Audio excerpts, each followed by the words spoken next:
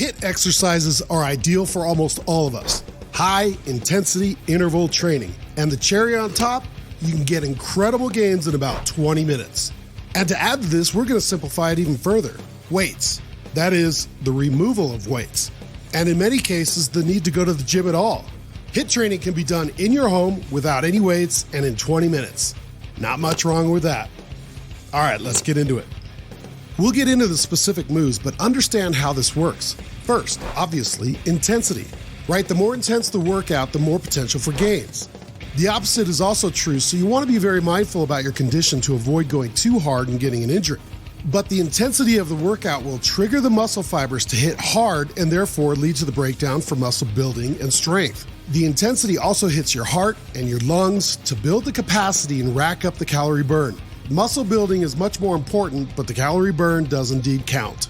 Second is the EPOC effect. EPOC is excess post-exercise oxygen consumption, an acronym that basically means you burn more calories after the workout due to its intensity. We have a video that covers this, but suffice to say that weightlifting is much more EPOC than standard cardio. HIIT, due to its ability to strengthen muscle, has a very similar effect that contributes to fast gains. Finally is a boost to your metabolism. This is kind of obvious during an intense routine as your heart is pumping, your muscles start to fatigue, and you get a good sweat on. But much like EPOC, your metabolism is at elevated levels after the workout. It's not a game changer, but when you add it all up, the benefits of an increased metabolism, EPOC, and muscle building make a HIIT routine very, very effective. And a bonus, the actual time it takes to see results is much shorter than other workouts. For us, we're looking at an intense routine for about 20 minutes so we can get on with other things we need to do. And as you'll now see, the moves that are the most effective can be done in a very small space at home if you like. All right, the HIIT moves. First, burpees. Most of us have at least seen a burpee, even if we didn't know what it was called. Essentially, it's hitting the ground, throwing your legs back into a plank position, doing a push-up, then pulling your feet back towards your hands and jumping up. If you are new to burpees, you will find that they are incredibly hard. One of the reasons is that burpees engage a lot of the rarely used stabilizer muscles in your back, shoulders, and core. Now, a couple tips for burpees. First, if you are new, leave out the push-up and the jump. Push-ups and jumps are part of HIIT, and we'll discuss that a little bit later. Second, if you need more intensity and are used to burpees, add in a plyo push-up and a clap with your hands, and on the jump, lift your knees up to your chest. You're gonna feel that one good, which of course is the point. High intensity, high gains, short time. All right, second, one of our favorites, jump squats and jump lunges. Technically, these are two different exercises, but we're gonna lump them together here. For the jump squat, keep your feet in a natural width, an athletic stance. Since you're getting airborne, you don't want to get into a position where you land awkwardly. For higher intensity, throw your hands above your head or pull your knees in. All right, so a variation of this is the box jump, or simply just jumps. This move is a little bit trendy today because it looks very cool, but a jump is a very effective HIIT move. But do take particular caution always with a stable platform. Vendors sell boxes just for this purpose, but you can get a good start on box jumping by simply using a curb or a step.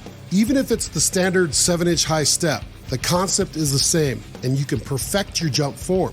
If you do end up using a movable platform, just be sure it's secure. You don't want it moving and perhaps making you fall. For jump lunges, the idea is to lunge and switch to the other leg in midair. The landing is key here too. Jump from a natural athletic position and land the same. For beginners, jump every other time. For the advanced, raise your arms above your head and add in a little balance component. For all of these moves, be sure you have stable footwear and a flat surface. Try to avoid doing these on a soft mat, or if outside, be careful on uneven grass or quartz.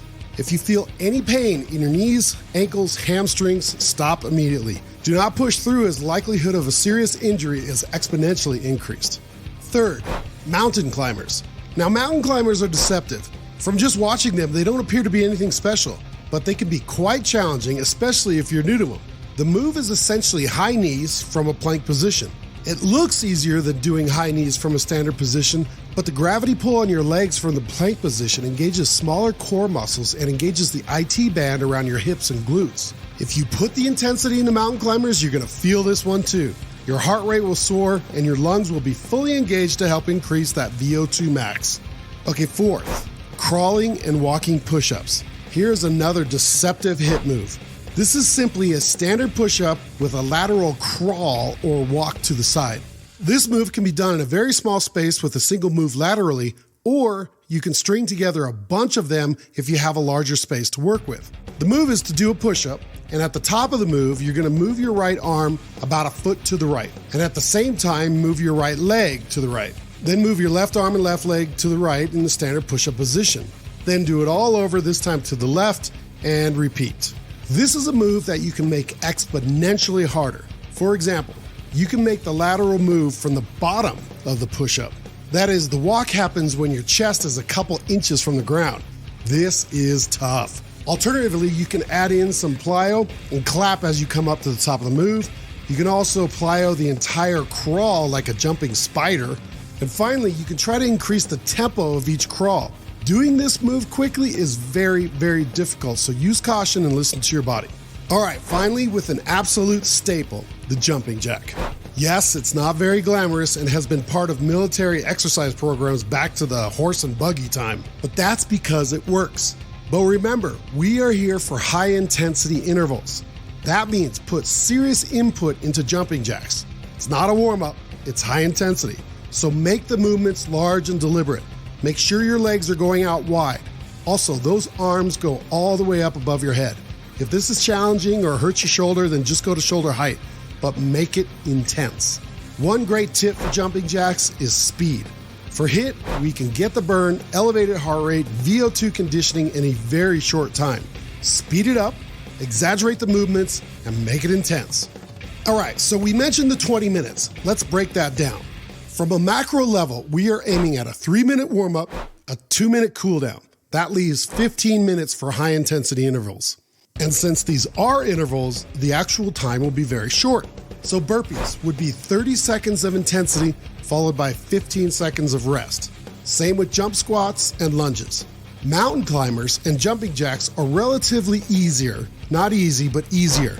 So we'd add a little bit more time here, up to 45 seconds with the same 15-second rest time. And for the crawling push-ups, aim for 30 seconds, but if the move is awkward, increase it to 45 seconds. The key, of course, is to make it intense. So that circuit of moves would take you less than 5 minutes total. Rest for about 30 seconds, catch your breath, and repeat the circuit 2 more times for a total of 3 sets. 20 minutes gone. 5 separate moves with a good warm-up and a cool down. This will target those fat stores and kickstart your way towards your ideal physique. Check out this video for more tips and tricks, and we will see you there.